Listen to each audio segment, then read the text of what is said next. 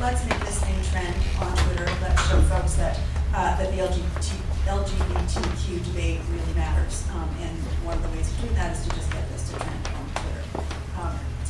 Twitter, I'm hoping that most of you actually know what that is. That thing, that is Twitter thing. Okay, so that's all the intro and the housekeeping.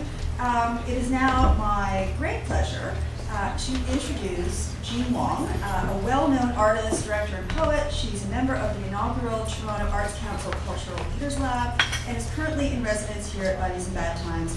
Please welcome Jean Wong.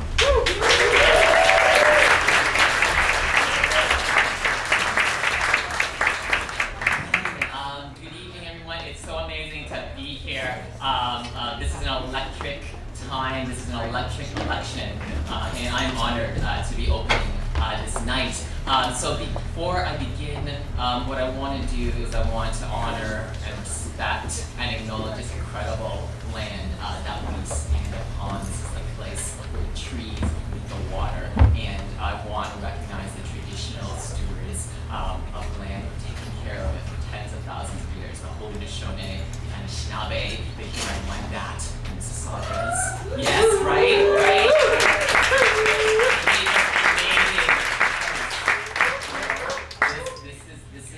This is where we are, you know. And I'm feeling the ancestors around me right now. What I want to also acknowledge is I want to thank the organizers for putting an artist up front here at a political election, you know. Arts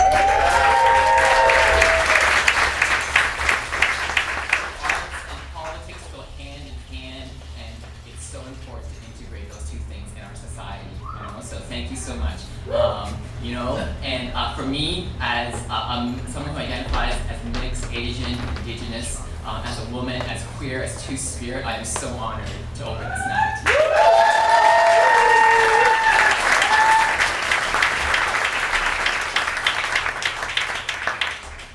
So, you know, when they asked me, I was like, what am I going to talk about tonight, this evening? And you know, I take it really seriously. This is a huge responsibility, and there's certain, you know, there's a couple issues that are, you know, really, you know, tender to my heart that I want to talk about. I thought about, you know, what is the audience? Who am I talking to? I'm talking to an amazing, passionate, queer community, and you all have so many issues that you're so on point about, that you read about, that you're so passionate about. And what I realized was actually, you know, for this opening performance, I don't need to actually talk about a specific issue because they're going to all come up during the entire evening. And what I decided to do is actually do something else. I'm going to look here. I'm going to feel here. And I'm going to talk about what's in here. So here we go.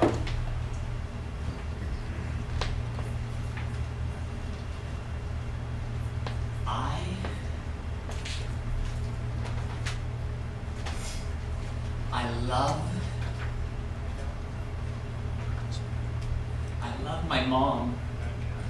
We are as close as two fingers intertwined, helixed like DNA. When I was inside her still, fetal growing in her womb, I could hear her pulse, heart pulse, heart pulse, heart pulse, pulsing with stories told from time immemorial. Each moon of her pregnancy was a story that bled into my bones, nurturing the marrow where blood cells count for something. Stories so tender, they became a part of me. Stories so tender, they became a part of me. Stories so tender, they became a part of me. They became a part of me. They became a part of me. They became a part of me. They became a part of me. They became a part of me. Part of me. Part of me. Part of me wants to say something that'll light up your hearts. Say something that'll give you a reason to roar. Blow the roof off this building like only queer, passionate people could do. Channel the energy of all the people who were at Stonewall. Channel the energy of all those people who marched with pride. Channel the energy of the times when we were essential. essential parts of community, when we were essential parts of community, essential parts of community, essential parts of community, parts of me, parts of me. There's a part of me that is all, there's a part of me that just wants all of us to heal. Holistic healing. Abundant healing. Indigenous healing. I listen to my elders. They are lifelines to a time where hope outweighed our anger, where grace was able to hug and grasp all our pain, where actions went hand in hand, in hand in hand with words. I listen to my elders because they only speak truth. They create the warm ground stable beneath my feet. When I asked my elders what I should say tonight, they told me to tell you all this. We love all our families, no matter what. We do not shun, do not bully, we do not ostracize. In our traditions, in our First Nation traditions, in our Indigenous traditions, we embrace our queer folks with open arms, for all of us are the Creator's children. The Creator does not give anyone the right to judge or discriminate. What the Creator does is give us the ability to feel each other, to understand each other. So I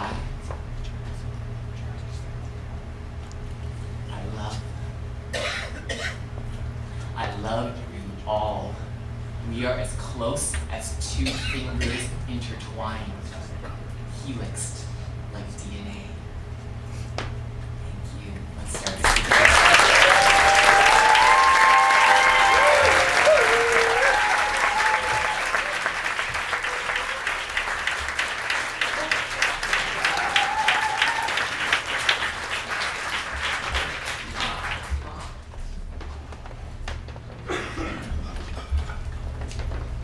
How amazing was that?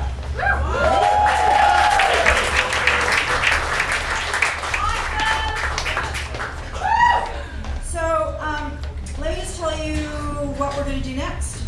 So the organizers of tonight's debate reached out to all four major political parties, and we let them decide who to attend and represent their party. 3 of the parties responded.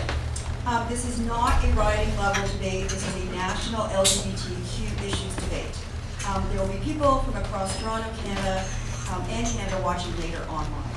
We want to ask you to be respectful of the candidates who have shown up and to give them a round of applause for being here. Let me ask the candidates to come to the stage, and I will introduce each of them in alphabetical order. From the Liberal Party, we have Bill Morneau.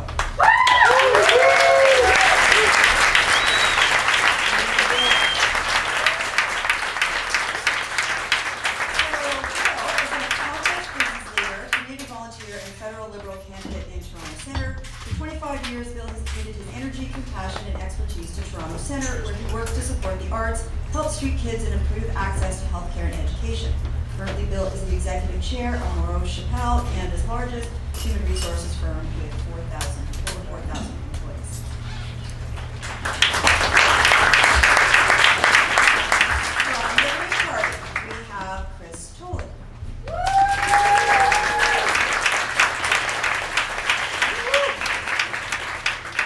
Is the Green Party candidate for Toronto Danforth. He's an award-winning writer, director, and producer with a strong focus on social justice themes.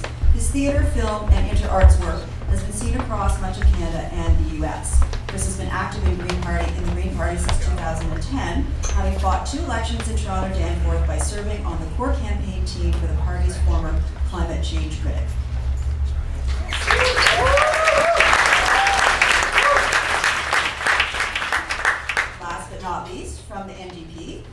Craig Scott.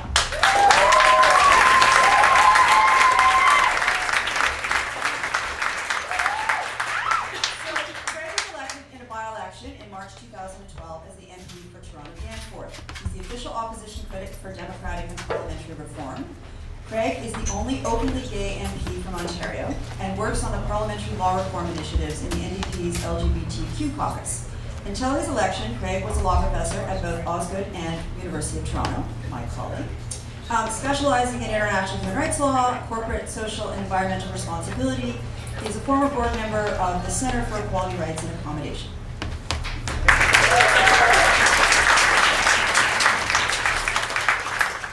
And then we have the empty chair.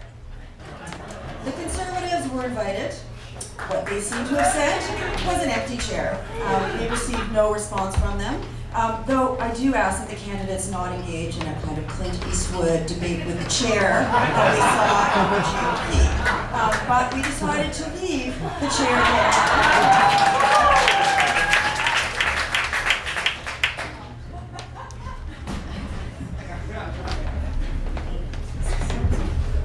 So we want to not trip over our candidates. I'm trying not to kick the candidates.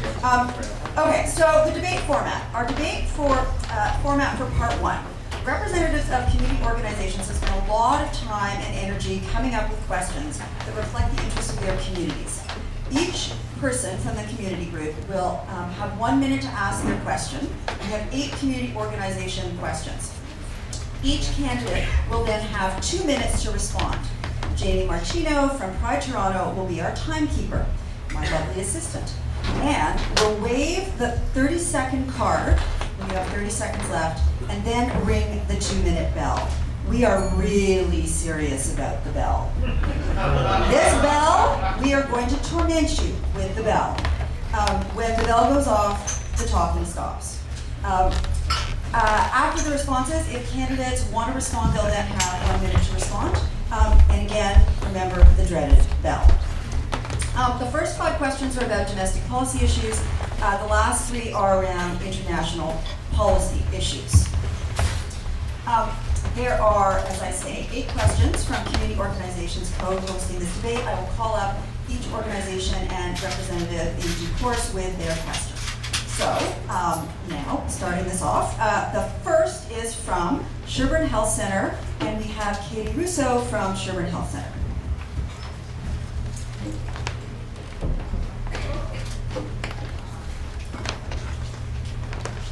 That's okay, I can project so everyone can hear me. It's on. Is it on now? Oh, there we go. No projection required. Hi. So, my name is Katie, and I'm the communication officer for Sherbourne Health Centre. But I'm also here today because I have moved 44 times in my life, the majority of which occurred after I became homeless in school. Recently released data from the Canadian Rental Housing Index shows that the majority of urban centres in Canada are experiencing severe to critical rental housing crises. We know that the availability of affordable housing directly affects rates of homelessness, and we also know that LGBTQ youth are overrepresented in the homeless youth population. If elected, would your infrastructure funding focus solely on building bridges and repairing roads, or would it also extend to the development of much-needed public housing units? Thank you. So I'm going to ask that Bill, then Chris, then Craig. We'll shift the order. Well, first of all, I want to thank you for having me here tonight. It's a real pleasure to be here. For any of you who are Muslim, Eid Mubarak. And I just want to acknowledge, I don't know if you will have all seen the news, but we had a real tragedy today in Saudi Arabia. People going to do a pilgrimage to Mecca, and there were over 700 people killed, which is a real tragedy for so many people. Obviously, many people here too who feel it very, very closely. So I just wanted to start with that. But thank you for having me here. That's a really important question. I've spent a lot of time thinking about this in my career. I was chairman of Covenant House, and a significant percentage of the youth on the street in Toronto come from abused backgrounds. A significant percentage of them come from LGBTQ communities and have an extreme difficulty finding places to live. When I was chair of the board at St. Michael's Hospital, the doctors would always tell us that the very first issue around getting great health care was housing. And that's obviously true for all of us who go home and have a house. For people who've moved 44 times or who don't have a house, it's just an enormous challenge. Our Liberal policy platform is to significantly increase our investment in infrastructure. And I hope to get a chance to talk more about that tonight before the bell goes off.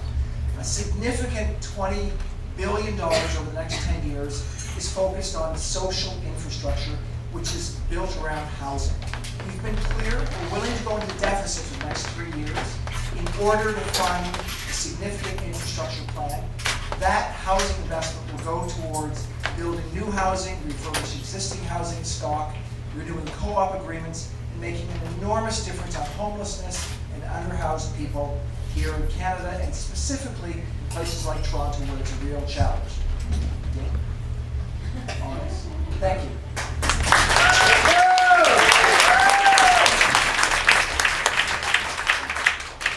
First of all, thank you very much for giving me the opportunity to talk to you. I think often the Green Party is seen as a one-issue party, so it's wonderful to get a chance to talk about all the other issues that are incredibly important. Housing affects everybody, but it particularly hits the LGBTQ community. I've heard figures anywhere between 25% or 45% of homeless youth self-identify as LGBTQ. That's a huge issue, and that's something that needs to be addressed. We want to put a lot of effort into co-op housing. We feel co-op housing can help a lot of these issues. We're going to invest in building new co-op housing units. We're also going to go through all the contracts that are federal contracts that need to be renewed, and will renew those. But also there are other ways that we can help. The guaranteed livable income basically will eliminate poverty. The fact that somebody can end up on the street quite often is directly related to their economic situation. If we can help that, that will make a big issue. But then there are also organizations like, say, Eagle, and that organization, there's a lot of synergy with how the Green Party thinks. Preventively, you look at the issues before they happen. You look at it in a much broader, more complex way. And if you can prevent somebody from becoming homeless, then you're dealing with all these issues of saving those individuals, saving the family issues, and also, at the end of the day, saving an awful lot of money as well. So we're going to support other organizations that are already on the ground helping out as well. Thank you.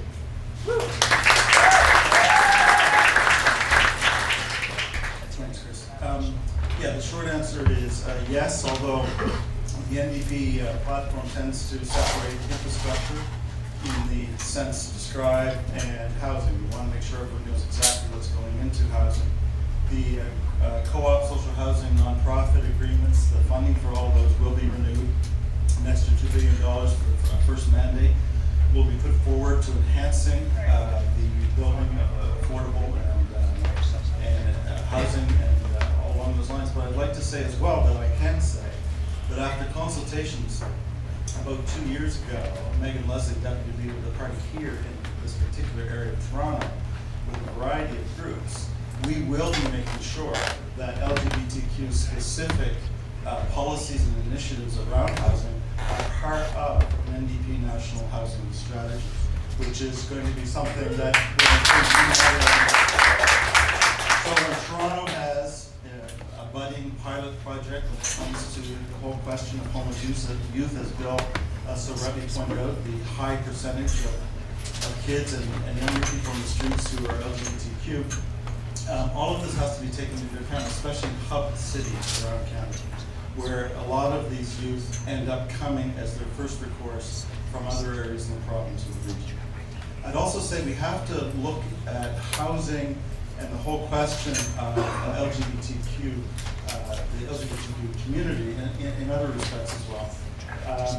One thing is the elderly. We have an aging population. I'm not sure if we're going to get any questions on that, but the fact of the matter is that we have an aging LGBTQ community, no different from the rest of society. And some of the challenges that are going to be we're going to be facing, including in in settings where people are not so used to the diversity of experience that we're so used to in this riding, we're going to have to do better.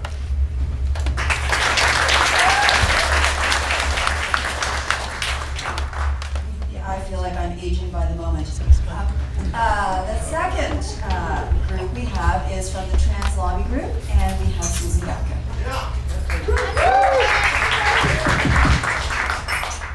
So I'm Susan Gapka from the Trans Lobby Group. Welcome everyone. Canada's position in human rights Canada's position in the United Nations for our work on human rights has fallen from our traditional first place to standing of 23rd.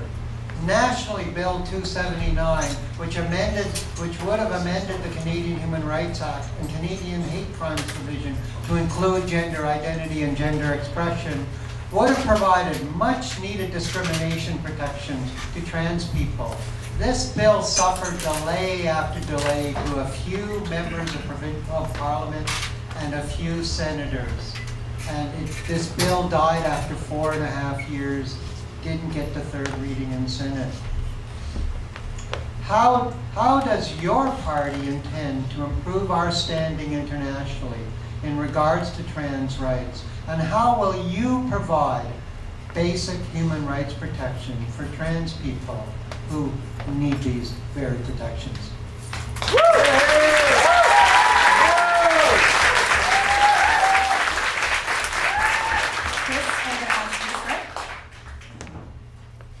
It's a great question.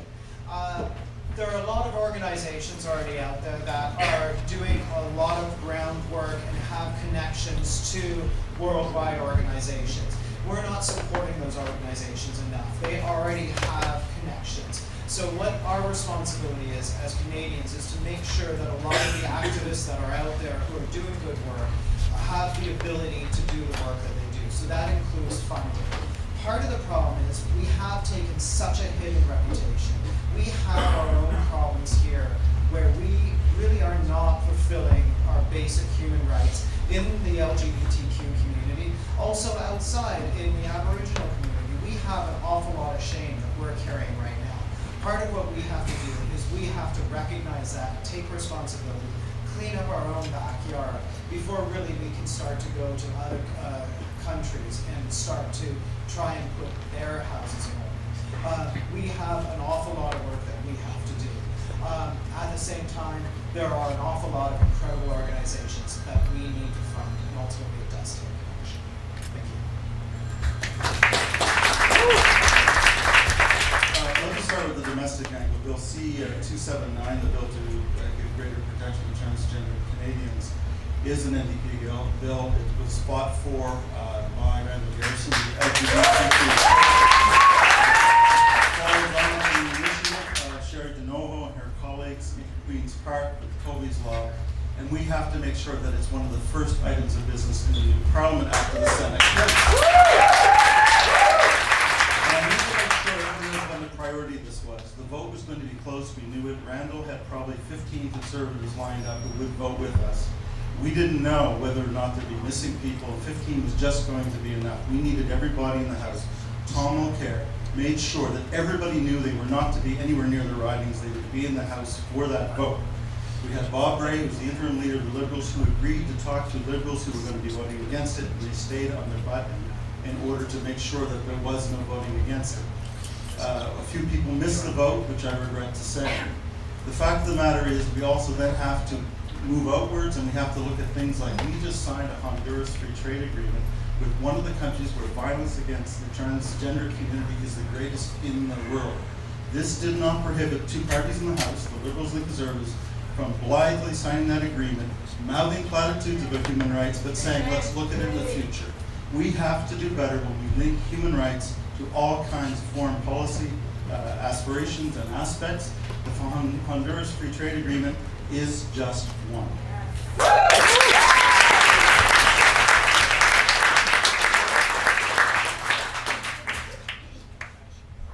Well, thank you for that question. I had a hunch it might come up. I wasn't sure for this. I want to tell you that one of the reasons I joined the Liberal Party is because of the great history of being strong on so many issues that matter to so many Canadians. And this is one of those issues that I believe we have to make sure that we don't make a partisan issue. We in the Liberal Party, those in the NDP Party, maybe even a few in the Conservative Party, maybe one or however many in the Green Party that are there, we need to make sure that this is a non-partisan issue, that we stand up for the trans community and say that now is the time. We need to do something. It's not something we can wait on. We need to do it right away. I'm proud. The leader of the Liberal Party, Justin Trudeau, has said that we will get to this. Why did you miss the vote? Yeah. I think as everybody here knows, when you're the leader of a party, you are going around the country to listen to Canadians across the country, including people from this community. He's been in this community very, very often. I was proud to march with Justin Trudeau in the Pride Parade this year and last year. I was proud to march in the Trans Parade this year. And I can say that I know this is a very important issue to him. It's very important to all of us. And we see this as something that we should move forward on. And I will be seeking colleagues across the aisle to work together on these sorts of issues, because we know that they're critically important and we want to move forward on making sure that the trans community has the rights that they deserve, and we're going to take it seriously and move forward. I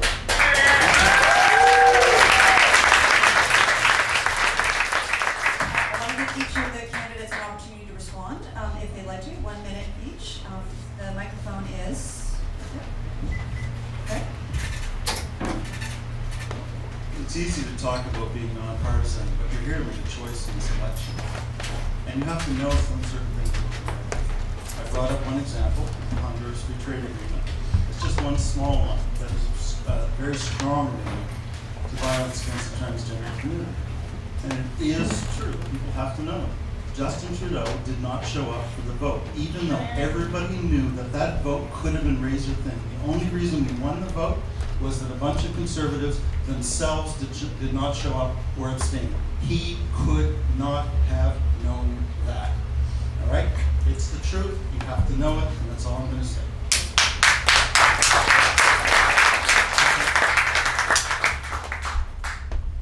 I believe that the only way we can get anything done is if we work together and not argue. I don't want to be part of this.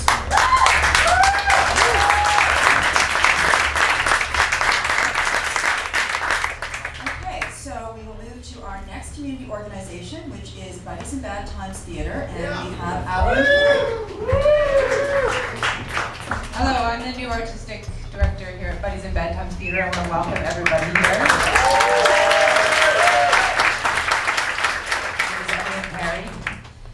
Starting in 2008, Buddies in Bad Times regularly received Canadian Heritage funding for our annual Rhubarb Festival.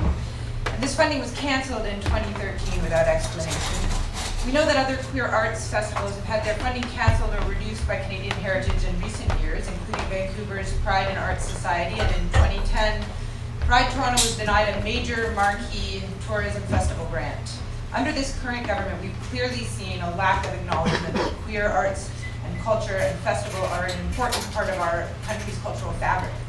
So I'm wondering if you have innovative ideas or creative thoughts about how your government will support queer theatre, culture, arts, and festivals if elected.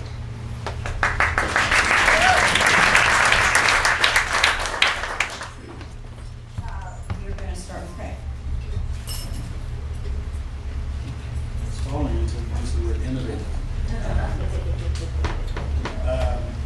The fact of the matter is, the first step is not necessarily innovation, but getting things back to even heel with the Rhubarb event. I and I think a number of other MPs from all sorts of parties wrote the Heritage Minister and said what it is. She's a very anagram reply that just suggested that they crunched it through the normal criteria and all of that. You know, there's so much discretion, there's so much undocumentable direction given by ministers and their people below them that it's almost certainly after heritage policy, not funding our community and more edgy parts of our community as much as would have been the case before under the previous governments.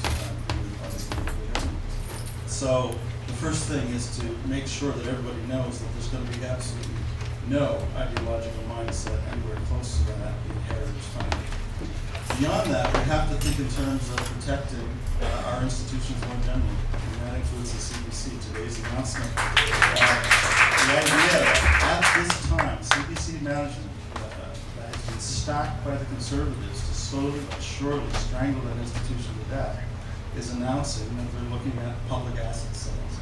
And that's after $300 million in cuts in the 1990s in the Martin era, and 120,000 million under the Conservatives. It's no wonder that an institution can then turn around and say, we have to do something. At the same time, it's a deliberate strategy on the Conservative side. No way I would say the Liberals deliberately want assets of CBC alienated, but they were part of setting up the scene. We have to make sure that we prioritize culture generally, and then when decent people are in government, the decisions will follow from that.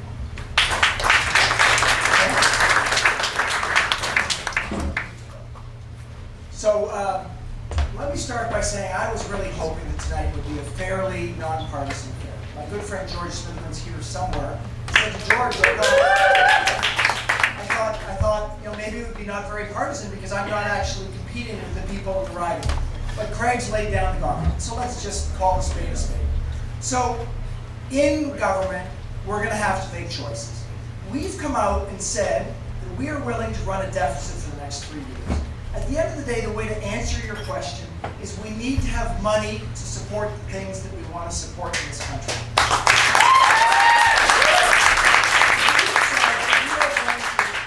Make investments that are going to make a significant difference in this country, and we're not going to make cuts that are going to force us to be dealing with things that we shouldn't be dealing with. So we are going to make enormous investments in infrastructure.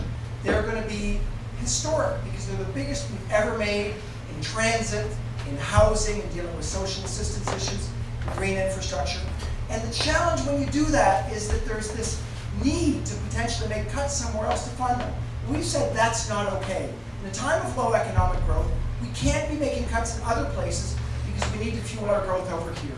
So you are dealing with the ramifications of a government that's decided they need to make cuts every single place they go on top of their ideological debt. We've said no. We're going to fund the CBC. We're going to bring the funding back up. We're going to increase funding. We're not going to put an ideological lens on what gets funded and what doesn't get funded. We are going to go through processes in terms of all of the things that we fund, that we get the right people at the right levels of government making those decisions together with us. And in that way, we think will make a significant difference. And I will tell you with respect to arts funding, we are absolutely committed to the importance of cities in this country. We know that Canada is an urban place. We know that we want to keep people in the vibrant cities that we're also happy to live in, and arts funding is critical to that vibrancy.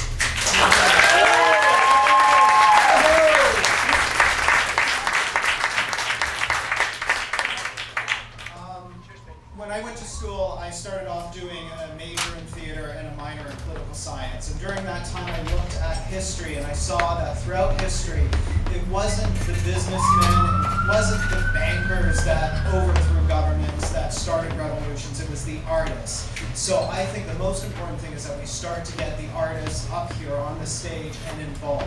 That is critical. With my company, I've experienced the exact same thing through Heritage. I think your program was building communities towards Heritage. We had a different program. It was politically, there was political interference. That is wrong. We need to make sure that there's a direct separation between the funding bodies and the parties that are in power. On top of it, it's also essential that what the government's doing now, and other people can do this as well in the future, is they don't kill programs. What they do is they put them under review. It's not just in the arts, it's outside of that. So they turn off the taps. And it's a brilliant political move. Because what happens is you don't get a press release, you don't get the media attention saying, we've killed this program.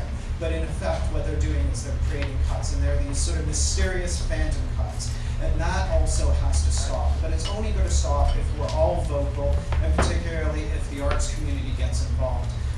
The irony that I'm in this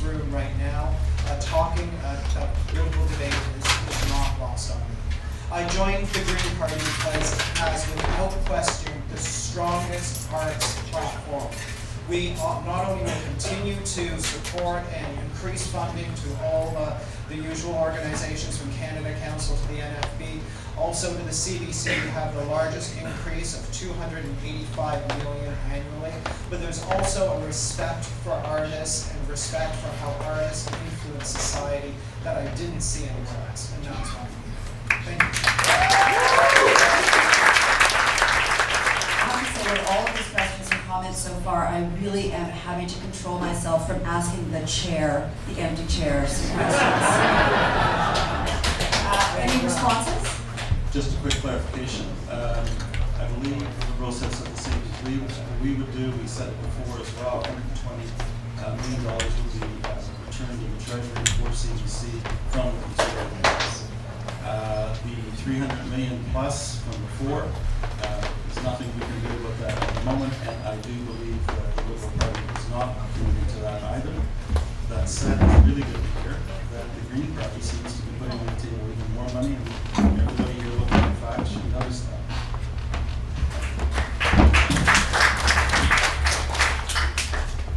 So I just want to come back to the numbers again. So when you watch the party leaders and you ask what their key decisions are, you will hear that Justin Trudeau is telling you that we are willing to make historic investments that will require us to go to deficit for the next 3 years. We think it's the right decision for our country because we need to fuel growth. You will hear Tom Mulcair at the NDP saying they will balance the budget next year. So that's the first order issue you will hear. And all I can say is I take all the other promises underneath that and say, well, if you're going to balance the budget, you're going to need to make some cuts because you don't know how big a deficit you have. I hope it's not in the arts.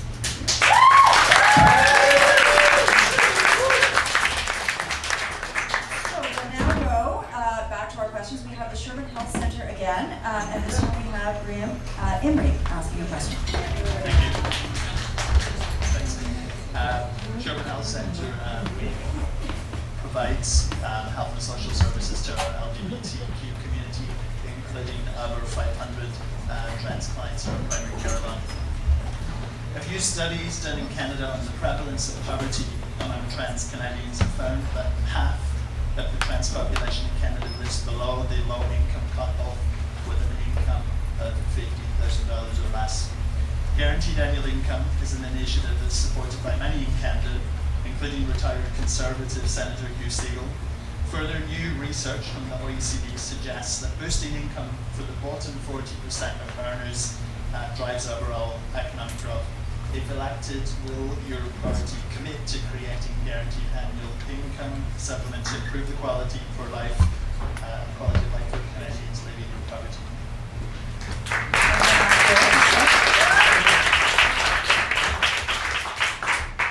So thank you very much for that question. This is for those people who haven't spent a lot of time thinking about this, this is a really robust discussion in policy circles, and it's an important discussion. If we look back to the 1960s, we had an enormous problem with senior poverty in this country. We had people over age 70. We had as much as 70% of women over the age 70 who were poor, and as much as 60% or more of men over the age 70 who were poor. We made an enormous difference on that by introducing the guaranteed income supplement and making improvements to old age security. So it's a very compelling discussion. It is one that I'm sure will come up in the next Parliament. We have said that we want to focus at this time on really dealing with getting the economy going. And it is not to say that there's not other interesting ways to think about this, but getting the economy going, if we can improve growth, because we're currently growing at a very slow pace. We've been in recession for the first 2 quarters of the year. We're going to expect to grow at 1% this year, which is not nearly enough to provide the kinds of jobs we need for young people. So it leaves many people outside the economy. So investing significantly in growth will make a huge difference. We also want to invest significantly in the youth employment strategy. We've said we want to put $1.3 billion against youth employment strategies for the next 3 years, which is an enormous increase, and we want to continue funding that increase over time. So we believe that will have big impacts on reducing poverty, on improving people's opportunities to get jobs. But the job may not be over with that. This will be a continuing discussion. We're going to make a huge difference in getting the economy going so that we can have more discussion about how we can improve things in the future.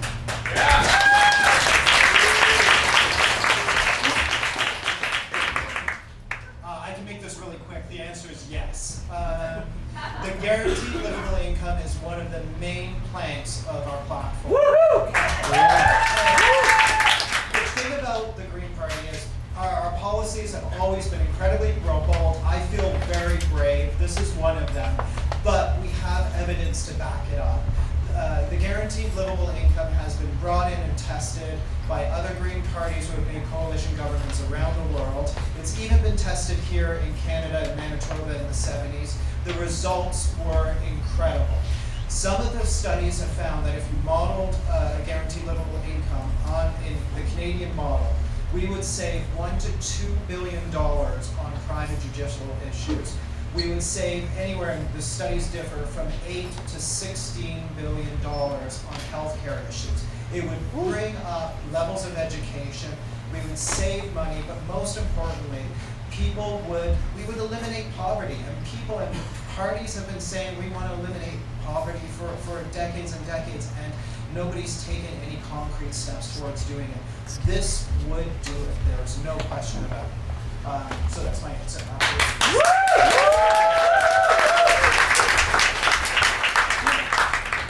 Also give a short answer is that it's not in our platform at the moment. So guaranteed minimum income as a specific policy is not. It is something that has been bouncing around in very serious ways in policy discussions for decades in the NDP, and it's something that I honestly, personally hope, and I think everybody in my caucus would like to see very good discussion, and I have to salute the Greens for putting it on the table. But serious anti-poverty measures are part of our platform. So, for example, we will be getting rid of the stock option loophole that channels close to $1 billion a year to executives in order to escape some of their income directly to child poverty alleviation. We'll be increasing the GIS, the Guaranteed Income Supplement, by over $400 million a year with the goal of lifting 200,000 seniors out of poverty. I appreciate the way in which you put the question, because you asked the general question that you knew would help, for example, transgender Canadians who live disproportionately in poverty, and I think that's exactly the way to think about it. At the same time, is we need good data. We need to know which groups, which vulnerable and disadvantaged groups are falling through which cracks in order for any system that doesn't have a guaranteed annual income to be able to justify itself in terms of policy measures. You cannot do that without the census, for example. We have to make sure that we know that transgender Canadians are in that specific situation in order to know whether the policies that we're putting forward actually work. And beyond that, I would say it's very important to know that when Bill talks about the deficit approach of the Liberals, which is fine, it's a choice, they always ignore how we have a much more robust revenue side. And when you have a larger pie, you can balance your budget. It just happens to work that way. And when you add 2 percentage points to corporate tax and bring in X billion, whatever it's $3-4 billion a year, you have that to spend.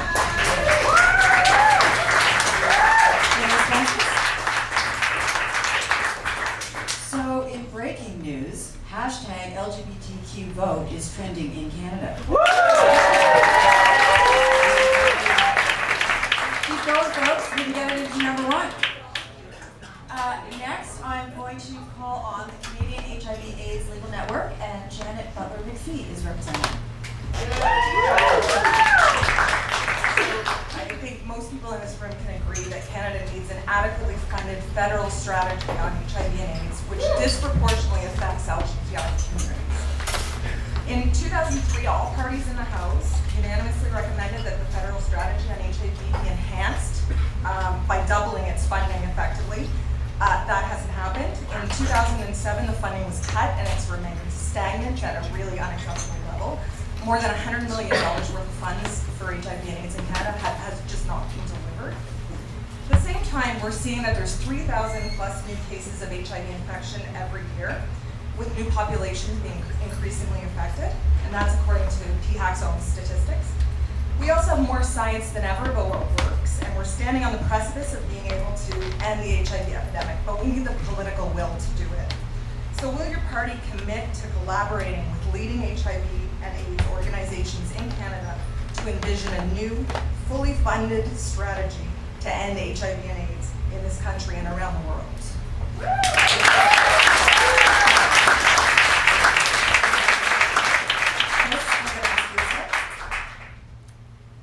Yes, National HIV/AIDS program is something that is in our platform. It is essential. When you consider how much progress we've made medically, and then look worldwide, the mobilization that's happened around the world, and then in Canada, we've been completely stagnant. It is an absolute shame. So we need to do something along those lines. That does include a cash infusion. It also means looking at harm reduction. We know harm reduction programs also work.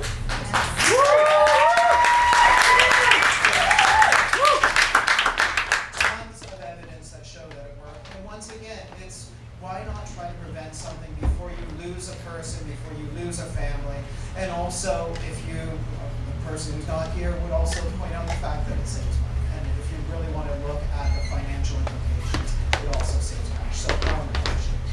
So that answers your question. Yes, we absolutely support that. Right? Yeah, I mean, when parties vote in the House on motions like that, I think they have not just, it's not an actual legal obligation because the way motions work within the broader legal system, that is a deep moral obligation.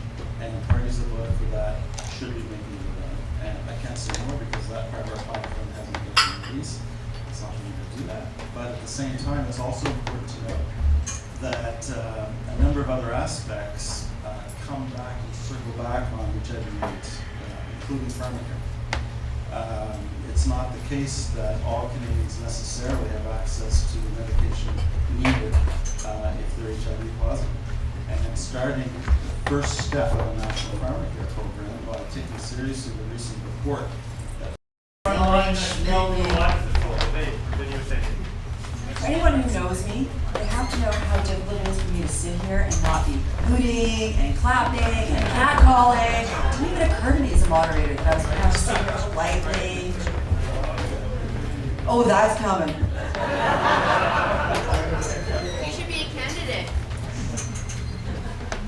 Recently, Bill C-36, which was ostensibly created to protect sex workers, passed through our last government. However, sex worker advocacy groups have criticized the bill as unduly endangering the lives and livelihoods of sex workers. Will your party look at revising or repealing this bill?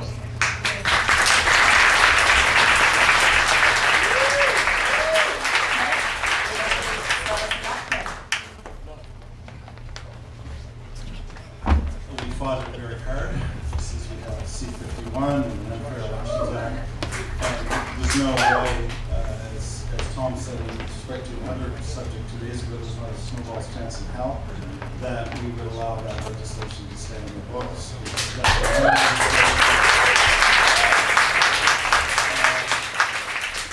There's a couple of starting points, but one of them has to be you have to take on the Supreme Court exercises moral leadership within the constitutional framework and sets out principles that everybody can use as a reference point to a good faith debate about what the best approach is, and then it's totally ignored for purposes of nothing but playing to the base, for the blue meat, if you like, to the base. It was one of the worst experiences in my 3 years since being elected, and it was my privilege to be part of the team, even though I'm on another committee we called in on occasion to lead some of the questioning on the bill that completely does not understand the idea of sex workers' rights. So absolutely, I will submit to the government making sure that we figure out what to do with the Supreme Court judgment that does not involve keeping these legislation.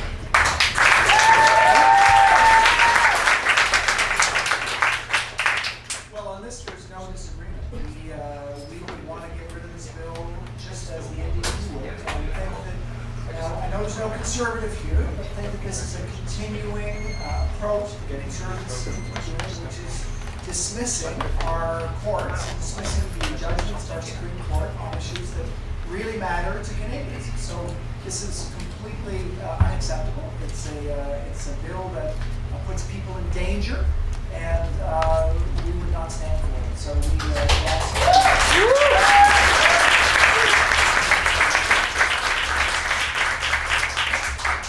repeal it. We would repeal it. We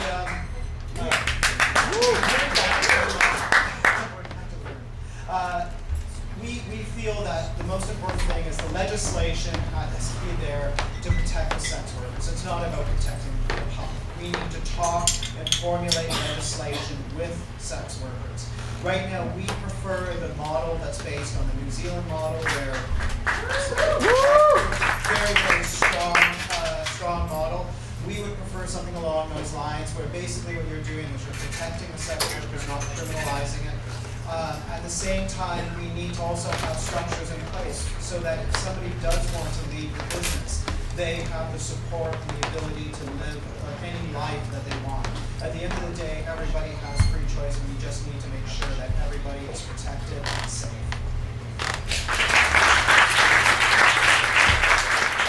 So on this question, I actually risked handing it to Clint Eastwood and just saying, shame on that chair. Shame on that chair. Next, we're going to the Dignity Initiative and the Alliance for South Asian AIDS Prevention, and we have Corinne Bonham. So hi, good evening, and hi Craig, and Eid Mubarak. My name is Corinne Laddock. I'm with the Dignity Initiative as a working group member. I represent the Alliance for South Asian AIDS Prevention. I've been a volunteer in the community for the last 30 years or so, some local, some international, and more recently involved with the Section 377 against it in India, and even more recently with Railway Railroad, which would lead me to the question I have such passion for. So the question is as follows. The Syrian refugee crisis has helped bring attention to the issue of refugee and immigration policies. For many LGBTQ people living in places where being queer or trans is illegal and their safety is continually threatened, gaining refugee status in a country like Canada is critical to its survival. I have actually lived in about 5 of these countries myself. Yet Canada is closing the doors. According to the UN Refugee Agency, in 2010, Canada ranked number 5 in the world for the number of refugees that we admitted. We are now ranked number 15. And our current government cuts to refugee health care have been called cruel and unusual by Canada's federal court. If elected, what changes would your government make to better support LGBTQ refugees?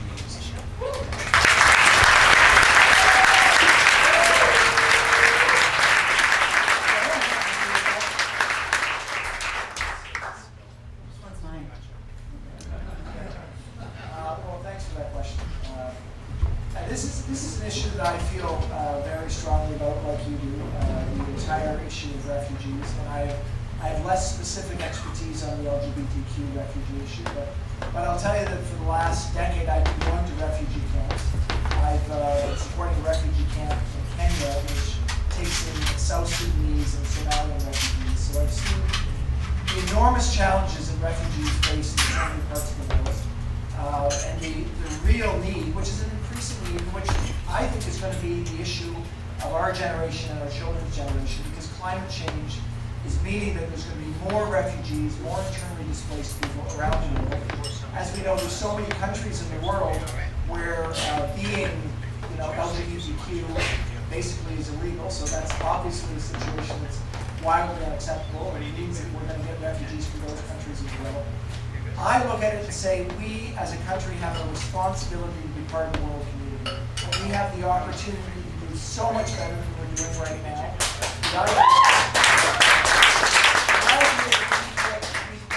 Either in the case of the LGBTQ community, some people come in from what are called safe countries and say that they're not really refugees, or that we put security concerns on the forefront of trying to get people into our country only if they pass through bureaucratic challenges that are too difficult to get past for many people. It's just unacceptable. We will radically increase the number of refugees we accept in this country. We will do it fast. We've said we'll take in 25,000 more Syrian refugees by the end of this year. And we can do it while representing that we're going to deal with the security issues at the same time. But broadly, we need to be dealing with refugee issues on a go-forward basis in a way that is much more accommodating, and that would include the LGBTQ community from around the world.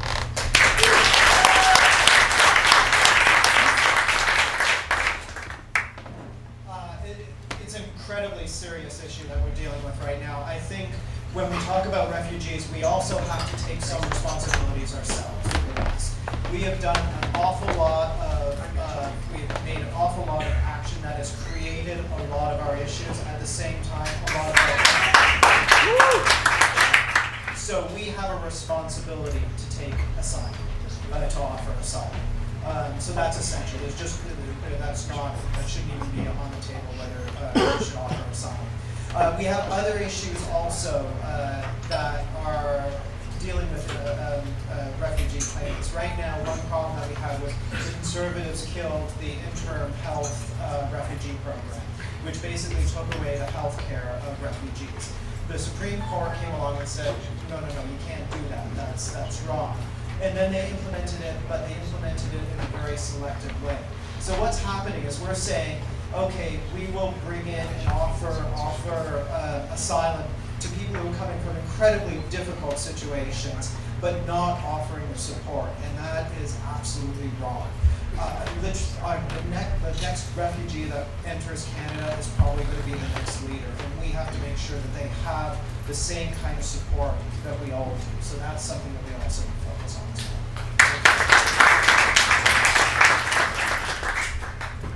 There's several answers to this. The NDP, we have an LGBTQ caucus. 5 of the 10 members are LGBTQ folks, and we've been meeting with various organizations for the last 2 years to just get a feel for what needs to change in both, mostly in the refugee front. A lot has to change in Canada with respect to how claims are processed, including the fact that it's quite often that the triers of fact and adjudicators do not have the first clue how to read testimony. They draw conclusions that are completely at odds with the lived experience of people claiming that they're members of the community and fleeing persecution. That's one. The second thing is you have to understand that in resettlement camps and resettlement districts, a lot of LGBTQ folks can be in even greater danger because they're part of a broader population that may not think of them as having, let's call it, the same level of personal dignity claims.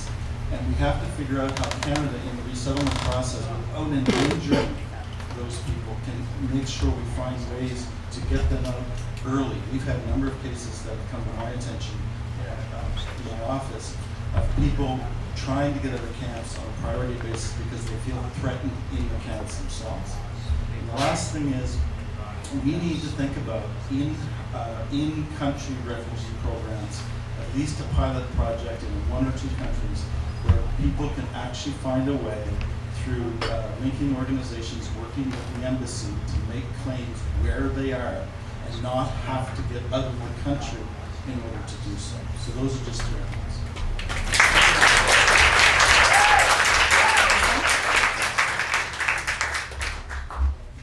I just want to say one more thing on this issue. I know the Conservatives not here, but it's worth taking a moment on this issue to call out Stephen Harper. In the debate that he was in a week ago, he claimed that they did not cut back refugee health care, which is just a flat-out untruth. I was chairman of the board at St. Michael's Hospital when that happened, and I can tell you that there were refugee claimants who actually were out of health care when that happened. And I was so proud of the doctors at St. Mike's because they decided to cover those people for health care anyway, out of their own incomes. And I can just tell you, that's the sort of thing that Canadians do when our government makes really, really awful decisions that are jeopardizing people, and in particular the LGBTQ community that are coming in as refugees would have been more likely to be in that community because because they would have been more likely to be coming from safe countries, so they would have been the ones impacted by this. And I can say also that our Premier Kathleen Wynne stood forward and decided that Ontario would pick up the slack because we had such a hard-hearted, conservative government.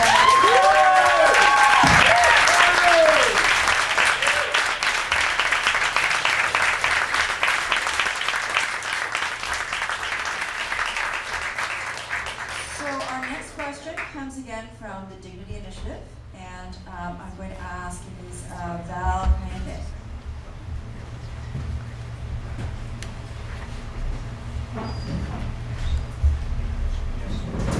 Hello, my name is Valentine. Val Kalende. I'm a LGBT rights activist from Uganda. I'm one of the founding leaders of the movement. Last week, Canada became my home. I had my refugee hearing.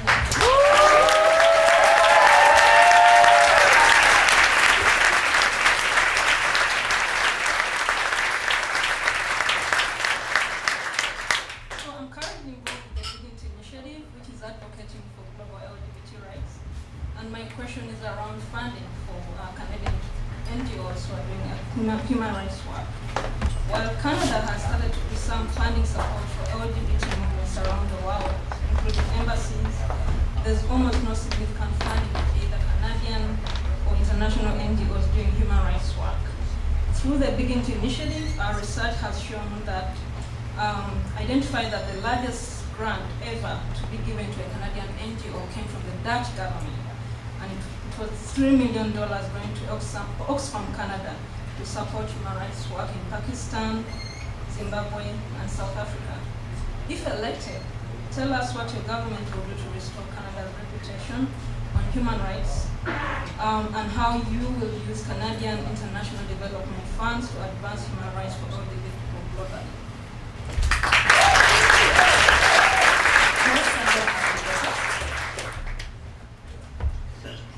My father-in-law was a diplomat, and he's the one who actually got me involved in the Green Party. And it was mostly because of the shame that he felt that the reputation, the beating that the reputation of Canada has gone through. It is absolutely essential that we fund and that we continue to support organizations like that. I think what we also have to do is we have to break this terrible relationship between economic development or funding of international development and our own selfish economic priorities. The idea right now, we link money for other countries based on whether they're going to be consumers or not for our product. And that's wrong. Money should be allocated based solely on need, and where need is maybe great mostly. So I think that's one of the most important things that we would implement and of course continue to support.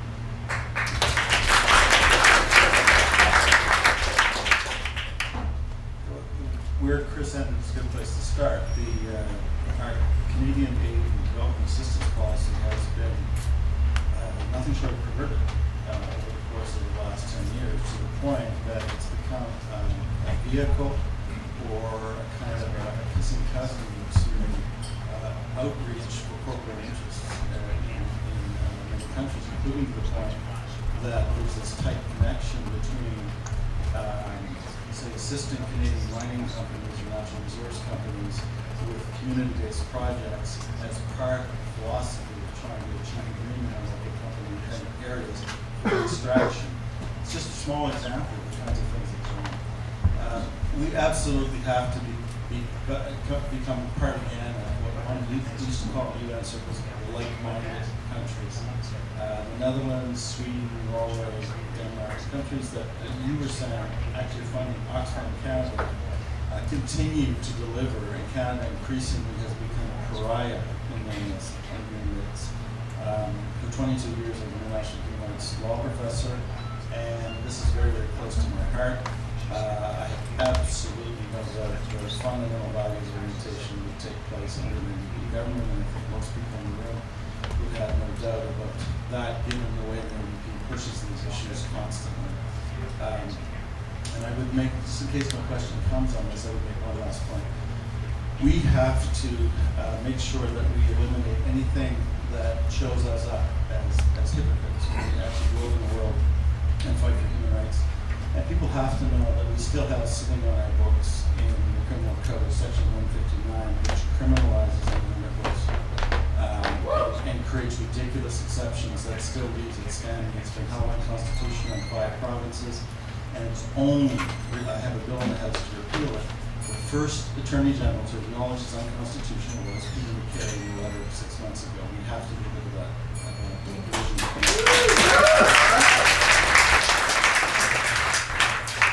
Well, for both there, I'll co-sponsor that bill for you. How's that? My wife's here with me. My wife's here with me. We sponsored a young woman from Uganda 6 years ago. And she's lived with us for 6 years. And she just got away to university, Canadian University in Eastern Canada. We're proud of having had that experience of bringing someone coming from a really challenging part of the country. She came from the rural area of Uganda and experienced a lot of challenges. I've spent a lot of time in refugee camps. I built a technology center for refugees in this camp I was telling you about earlier, Camp Kakuma. More recently, myself and leadership together with my firm, we've built a boarding school for girls who need protection in this refugee camp, mainly South Sudanese and Somalian girls. And the reason we've done that is because there's just not enough funding. There's no way for the UN to deal with these issues in those countries. So I'm personally engaged in this, and I hope to be an advocate when I get to Ottawa.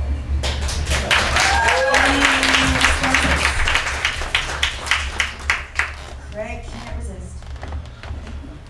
Plead guilty to setting the precedent of going over the bells. Time goes on.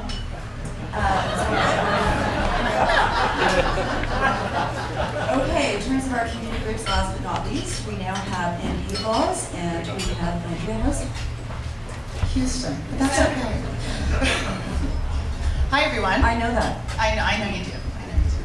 As I said, or as Brenda said, my name is Andrea Houston, and I'm one of the co-founders of End Hate Laws. We're a coalition. Many people within the coalition are actually sitting in this room today, devoted to putting international human rights on the agenda. We were founded just before World Pride to ensure that activists were galvanized around these issues. So to the question, there are still more than 80 countries with anti-gay hate laws on the books.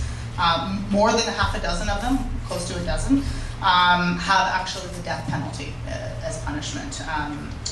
Where LGBTQ people live in fear for their lives and face the threat of persecution and violence every day. How can Canada play a greater role in their protection and work to repeal these laws? And the second part of the question, after telling us how you're going to work to repeal these hate laws, we want to think about how the laws interplay with trade, and specifically Canada's trade relationships and the list of countries that are involved in the Trans-Pacific Partnership, specifically Australia, Brunei, Chile, Japan, Malaysia, Mexico, New Zealand, Peru, Singapore, the United States, and Vietnam.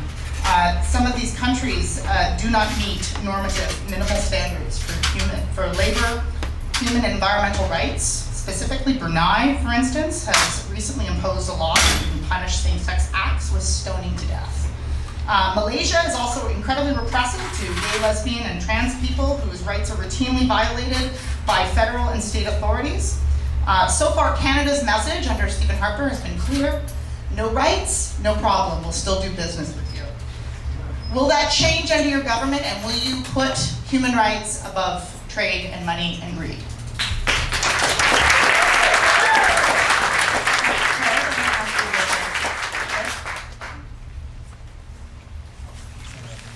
The first thing is on the first part of the question, methods for pressuring other countries have to be multiple, and you have to be somewhat humble about what you can accomplish, but you also have to be careful. Not to be going in like a proverbial elephant in a china shop, bull in the china shop. Either an elephant would be worse. Because you have to work with local partners in a way that does things, the pressure, that doesn't make it worse for them. Uganda's a great example. Outside pressure needs to be done only in concert with Ugandans on the ground saying, this will work or it won't work, this is dangerous for us, but go ahead. Anyway, this is dangerous for us, don't go ahead. So any strategy has to have that fundamental component to it.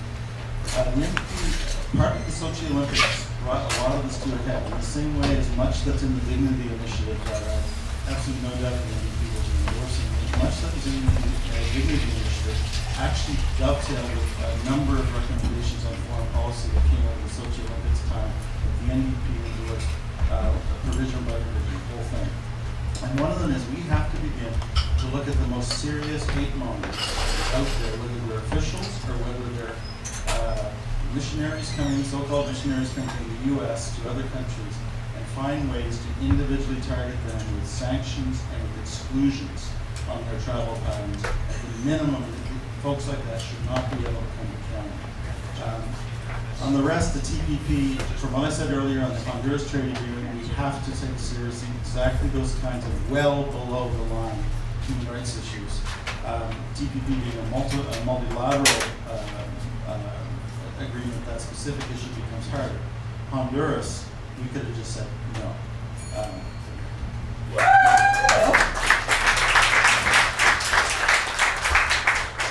Well, I think in a way this question is almost linked together with an earlier question about our engagement in the world, our willingness to fund CETA, our ongoing efforts diplomatically around the world.